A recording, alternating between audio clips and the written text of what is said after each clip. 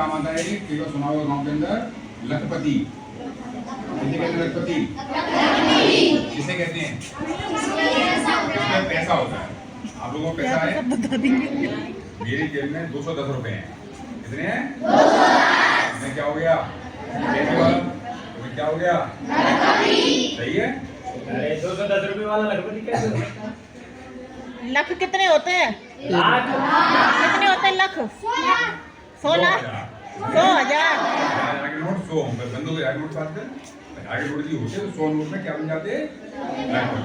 या तो नोट हो या गहने हो, चांदी सोना होता है, फोटो ना खींचो, वीडियो बनाना दुकान हो, ट्रक हो, ट्रैक्टर हो, बड़ी मोटरसाइकिल आती भीड़ वाली वो हो, उसी सामान इस तरह का है जिसका मूल्य 1 लाख या 1 लाख से ज्यादा है, उसे क्या कहेंगे? इसके आगे बोलते हैं अर्ध। अर्ध माने और पीछे अर्ध का मतलब होता है, अर्ध का मतलब हाँ हुआ ना, अर्ध चंद्रमा है तो अर्धवार्षिक पेपर नहीं होते तो आधे नहीं होते? पेपर होते हैं।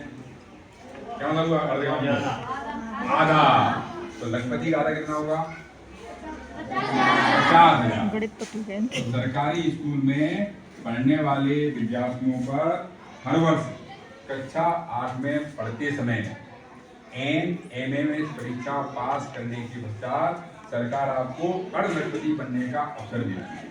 कितनी बढ़िया स्कीम है ना, इसके चार्ज नहीं बना जा रहा। इस वर्ष अवसर मिलेगा, 7 वाले अगले वर्ष आ जाएंगे आपको, अगले वर्ष अवसर मिल जाएगा, छठी वाले 2 वर्ष बाद आ जाएंगे, उनको अवसर मिल जाएगा। L2 साइंस में भी बहुत आप सारे में हैं। से कितने बच्चे ऐसे हैं जो कक्षा 8 में पढ़ते समय इस परीक्षा को देने के बाद नवीन पे था तभी तो, अर्धलखपति बनना चाहते हैं? नवीन पे था।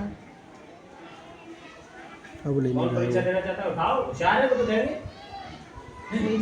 नीरज सर सब सब देंगे। 7 वाले 8 में नहीं तुम लोगे, 6 वाले 8 में तुम लोगे, सबको देंगे परीक्षा। 8वीं वालों की होती है तो सब होती है 8वीं वालों की। देंगे। वो आगे 8वीं में आ जाएंगे तब देंगे। तब देंगे तो पता होना चाहिए परीक्षा की तैयारी तो करेंगे तुम छठी क्लास से ही। ठीक है ना? ठीक है साहब। अब देने उसके लिए क्या क्या चाहिए? उसके लिए तो पहली शर्त उसके लिए सरकारी स्कूल में कक्षा 8 में देना तो होती है। कक्षा 8 में सरकारी स्कूल में, यदि अभी तो क्लास आपका टीचर को परिचित है, रिश्तेदार है, कोई बच्चा प्राइवेट जा रहा है तो समझाना है कि सरकारी में पढ़ने के लाभ है, प्राइवेट लाभ नहीं है। दूसरा है कक्षा 7 आपको सरकारी स्कूल से पास करनी है और उसमें कम से कम 50% होना चाहिए। SC/ST का बच्चा यदि कोई है उसके लिए 5% की फीस है, 50% से कम नहीं है। इससे कम रह गए तो फॉर्म नहीं भर पाओगे। तीसरी शर्त है आपकी माता पिता सबके होते हैं, उसके नहीं भी होते हैं, और उनके लिए चाचा ताऊ ताई दादा दादी बाबा अम्मा मामा मामी नाना नानी बुआ फूफा मौसा मौसी कोई उनको पढ़ाता है, उसको बोलते हैं अभिभावक। तो आपके माता पिता या अभिभावक की जो वार्षिक आय है वो 3.5 लाख रुपए से कम होनी चाहिए। तो सामान्यतः गांव में पढ़ने वाले बच्चों के माता पिता की वार्षिक आय 3.5 लाख से कम। बहुत कम बच्चे रहेंगे तो ज्यादा होगी। तो किसान होते हैं या खेतवाड़ी वो मजदूर होते हैं, सरकारी नौकरी वाले बहुत कम होते हैं आपके, है ना? गाँव में होते हैं तो कम ही होते हैं। तो यदि तीनों शर्तों में आपका नाम आ रहा है तो इस फॉर्म को आपके स्कूल से फॉर्म भर जाएगा। कहीं बाहर नहीं जाना कि फॉर्म कोई फीस नहीं, किसी वर्ष साल की उससे कोई फीस नहीं, फीस 50 रुपये दे दो, कोई दिक्कत नहीं। पेपर में क्या आएगा? पेपर में 2 पेपर होते हैं इसके, एक का नाम है सेट, एक का नाम है नेट। सेट का मतलब है शैक्षिक योग्यता परीक्षा और नेट का मतलब है मानसिक योग्यता परीक्षा। शैक्षिक योग्यता परीक्षा में कक्षा 6, 7, 8 के विज्ञान के प्रश्न, गणित के प्रश्न, सामाजिक विज्ञान प्रश्न, तो कक्षा 6, 7, 8 की किताबें अच्छी तरह पढ़ लो, पूछे उसका उत्तर दे दो। मेंटल एबिलिटी का जो मानसिक योग्यता परीक्षा होगी उसमें कुछ अंक हो सकते हैं आपके, कुछ चित्र हो सकते हैं, बहुत तरह के प्रश्न हो सकते हैं। उन प्रश्नों की तैयारी के लिए इस परीक्षा के पुराने पेपर देख लो अथवा बाजार से किताब आती है उसको खरीद देख लो। तो किताब लाने का मतलब ये नहीं है किताब से सारे प्रश्न आ ही जाएंगे आपके, उसमें कुछ आए कुछ नहीं है। तो सर को हमसे कॉलेज साहब आप पहले किताब ले लेना, किताब ले ली हमने 230 रुपये की, तो कुछ कमाएगा तो वो गारंटी, ठीक है ना? तो इसमें क्या है, दोनों ही पेपरों में 90 प्रश्न आएंगे। और प्रत्येक प्रश्न का एक एक अंक हो गए आपके 90 अंक के पेपर। समय जो मिलेगा आपको वो मिलेगा 90 मिनट इन दोनों पेपरों को हल करने के लिए समय मिलेगा। 90 जोड़े कितने हो गए? कितने घंटे? 180 मिनट हो गए। घंटे कितने हो गए? 3 घंटे हो गए। 3 घंटे पेपर हो गया।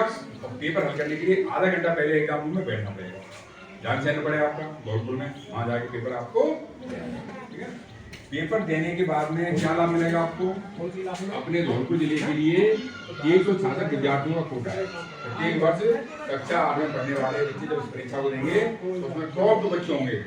उन बच्चों में से 166 बच्चों का चयन हो जाएगा। उन्हें क्या लाभ मिलेगा? सरकारी स्कूल में कक्षा 9 से 12 तक पढ़ने पर, कक्षा 9 से 12 तक कितने वर्ष हो गए? 9, 10, 11 और 12, 4 वर्ष। एक वर्ष कितने महीने होते हैं? तो 4 वर्ष कितने महीने हो गए?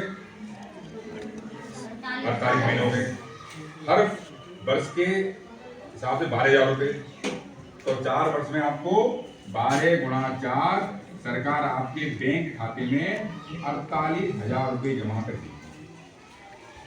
कितने दी सरकार ने? कसरत ये कक्षा 9 से 12 सरकारी स्कूल में पढ़ना है। या तो अपने स्कूल में पढ़ो या किसी और स्कूल में पढ़ो, होना स्कूल सरकारी। जब आपने 10 पास कर ली, यहाँ पे साइंस नहीं है तो आप पीसी लेके चले गए, चले गए प्राइवेट में तो पैसे नहीं मिलेंगे, चले गए सरकारी में तो पैसे मिलते हैं। इसी साल नंबर कम ले गए तो नंबर तो पैसे नहीं मिलेंगे, फेल हो गए तो भाई कभी पढ़ाई करनी है, अब तो पास नहीं गए, अब क्या करेंगे पढ़ेंगे। और 9th से लेकर 12th तक भी अच्छी पढ़ाई करनी है, अच्छे नंबर आए। सरकार के 5 डिवीजन 5 डिवीजन लेके आओ, सरकार के 70 लेके आओ, तो पैसे आपको मिलते हैं। और समस्या क्या है? हमें क्या बनना था? चाहिए थे, सरकार ने कितने दी? बच्चों को भी और बच्चों को भी। पैसे कहाँ करने हैं? इकट्ठे करते हैं। इसके अलावा शादी ब्याह में जाते हैं, वहाँ पैसे मिलते हैं, त्योहारों में पैसे मिलते हैं, जन्मदिन पे मिलते हैं। ठीक है ना? उन पैसों को क्या करना है? खर्च नहीं करना है, कुछ खर्च कर लो, कुछ गुल्लक में। इसके अलावा समय समय पर अपने चाचा चाची, ताऊ ताई, दादा दादी, बाबा अम्मा, मामा मामी, नाना नानी, बुआ बुआ, मौसा मौसी आते जाते रहते हैं। या वो जाते हैं या वो आते हैं, तो आते जाते हैं हमारे हाथ में 10-20 रुपए भी आते हैं। लल्लू चौकी खा ली हो, लल्लू टॉफी खाई ली हो, कहते हैं ना। तो कहते हो कि टॉफी खाने की, तो प्रयास करें नहीं खाएं, नहीं माने मन तो कुछ खा लें, कुछ बचा लें। कैसे कहाँ करते इकट्ठे करने हैं? ये पैसे कहाँ जमा हो रहे हैं? बैंक। तो कोई बैंक ब्याज देगी, कुछ आपकी गुल्लक पैसे देगी, तो सब मिला के कितने रुपए हो जाएंगे? 2,000। 2,000 मिला के कितने हो जाएंगे आपके? और क्या कहलाओगे? अभी जाओगे जो पटना जा रही बच्ची, उस बच्ची ने अपने स्कूल से एन परीक्षा पास कर ली और अर्धविकसित होने वाली। तो आपका घर में सम्मान, परिवार में, समाज में, रिश्तेदारी में, स्कूल में आई बेटी का और ऐसा कैसे तैयारी की, क्या पढ़ा, कैसे क्या क्या आपने सीखा, आपने तो सम्मान होने। बच्ची आ रही है श्यामा, अरे वो श्यामा बच्ची आ रही है, उसको पूछो क्या क्या पढ़ा था उसने, कैसे पढ़ा, कितनी देर पढ़ती थी, कितनी मेहनत करती थी, सब जगह नाम होगा आपको, बच्चों का भी और सब बच्चों को जब भी कक्षा 8 में आए तो ये परीक्षा जरूर देनी चाहिए, तैयारी करके। पर ऐसे नहीं मुंह धोया और गया परीक्षा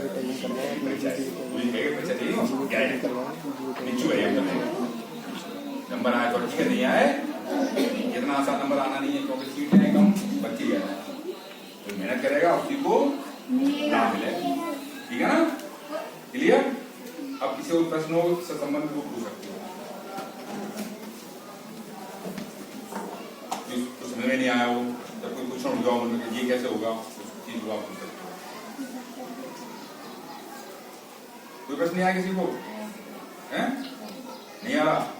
कोई समस्या हो तो सर को बता देना, सर मुझसे पूछने हैं, समस्या कभी आया ना भाई तो मुझसे पूछना ना, तो मैं प्रयास करूंगा बताने का, मुझे आता होगा। और आप प्रश्न ऐसा पूछ दिया 19 पंजे, नहीं आता 19 पंजे, मैं आपको कह पाऊंगा क्या? मुझसे जो 95 होते हैं मुझे नहीं आते, तो नहीं बता पाऊंगा। तो ऐसे ही जिस प्रश्न से आता है तो उसका जवाब मिलेगा, पूछे जवाब दूंगा उसका। ठीक है ना? प्रयास करूंगा। ठीक है ना? इतने बच्चे ऐसे हैं जिनको पढ़ने में विज्ञान अच्छी लगती है, अच्छी लगती है आवाज, गणित पढ़ना चाहिए, गणित पढ़ना चाहिए और विज्ञान, ठीक है ना। इससे क्या होता है, बुद्धि अपनी कैसी होती है, स्थिर होती है। विज्ञान है, गणित है, चित्रकारी है, इनसे क्या होती है, बुद्धि। इसके अलावा गाना बजाना सर बताएंगे, आप हारमोनियम में बजा देगा सर से हारमोनियम में बजाना कैसे कैसे गाने बजाना, ठीक है ना। तो ये आपके सौभाग्य, आप अच्छी की गई आपको स्कूल में, तो जितना लाभ ले लोगे उतने ही आप लोग कैसे बनोगे, अच्छे बनोगे, ठीक है ना। सैंपल अभी बता दो, सैंपल